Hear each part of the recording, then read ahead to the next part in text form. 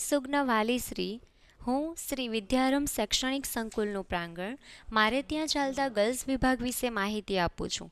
અમારે ત્યાં ધોરણ 6 થી 12 માટે સંપૂર્ણ ગર્લ્સ કેમ્પસ અલગ જ છે.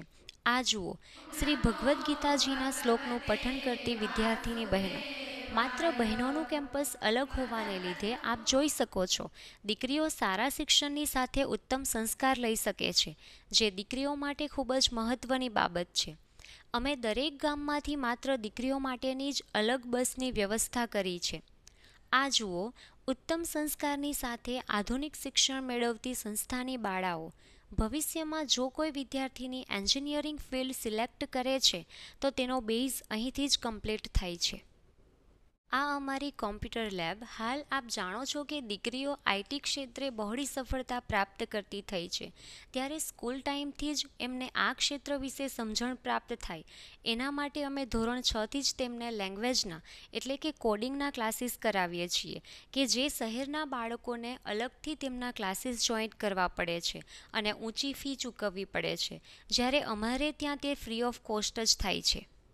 માત્ર દીકરીઓના ક્લાસરૂમ હોવાથી ક્લાસરૂમમાં શાંતિ રહે છે, દીકરીઓને ક્લાસવર્ક કરવામાં સરળતા રહે છે અને ખોટું કોઈપણ જાતનું ડિસ્ટર્બન્સ ઊભું થતું નથી, જે ખૂબ જ અગત્યનું છે. આ જુઓ, અમારી વિવિધતાપૂર્ણ હરીફાઈ એનું આયોજન પણ એવા જ વિષય વસ્તુ પર કર્યું છે કે જેનાથી પણ દીકરીઓને જીવનલક્ષી મૂલ્ય શિક્ષણ મળી રહે અને પોતાનો વ્યક્તિત્વ વિકાસ સાધી શકે. સમૂહ પ્રાર્થના એ શિક્ષણનો એક અગત્યનો ભાગ છે કે જ્યાં વિદ્યાર્થીનીઓ પુસ્તક સિવાયના અનેકવિધ કૌશલ્ય પ્રાપ્ત કરે છે. એમાં પણ દરેક દિન વિશેષને લગતી મહત્ત્વની પ્રવૃત્તિઓ વિદ્યાર્થીનીઓને ભારતનો હિન્દુ સાંસ્કૃતિક વારસો આપે છે. વિદ્યાર્થીની બહેનોને આ દરેક પ્રવૃત્તિની સાથે આર્ટ વર્કમાં પણ ખૂબ જ ઇન્ટરેસ્ટ હોય છે અને હાલના સમયમાં વિદ્યાર્થીનીઓ ડિઝાઇનિંગ ફિલ્ડમાં ખૂબ સારું વર્ક કરે છે, તો તેના માટેની પણ બેઝિક તૈયારીઓ વિદ્યાર્થીનીઓને કરાવવામાં આવે છે. જેમાં ઘણી એવી વિદ્યાર્થીનીઓ છે જે થિયરીમાં થોડી નબળી જણાતી હતી, પરંતુ આ ફિલ્ડમાં ખૂબ જ સફળ રહી છે.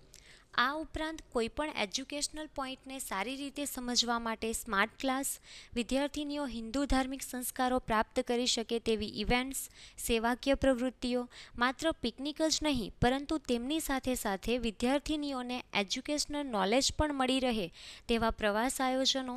ત્યારબાદ તેઓ ખરા અર્થમાં સામાજિક મૂલ્યોને સમજી શકે, વિકટ પરિસ્થિતિનો સરળતાથી સામનો કરી શકે તેવા વિચારોનું આરોપણ, પ્રકૃતિનું જતન અને સંરક્ષણ જેવા વિષયોને વાચા આપતી ઇવેન્ટ્સ.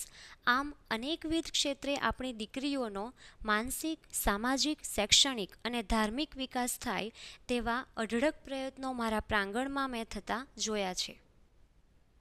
માત્ર દીકરીઓ માટેનું સંપૂર્ણ અલગ કેમ્પસ કે જ્યાં આપણી દીકરી કોઈપણ જાતની માનસિક ચિંતા વગર ખુલ્લા મને ભણી શકે અને પેરેન્ટ્સ પણ કોઈપણ જાતની ચિંતા કે નિશ્ચિત બનીને પોતાની લાડકી દીકરીને મોકલી શકે.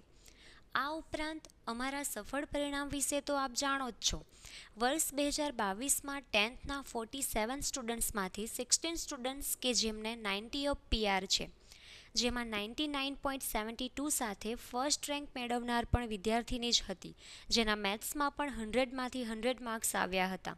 આમ અમારી શાળામાં બહેનોનું કેમ્પસ અલગ જ હોવાથી તેમને એક અલગ જ એન્વાયરમેન્ટ મળે છે, જેથી તેઓ વધુ સારી રીતે અભ્યાસ કરી શકે છે અને પોતાના જીવનમાં પ્રગતિ કરી શકે છે.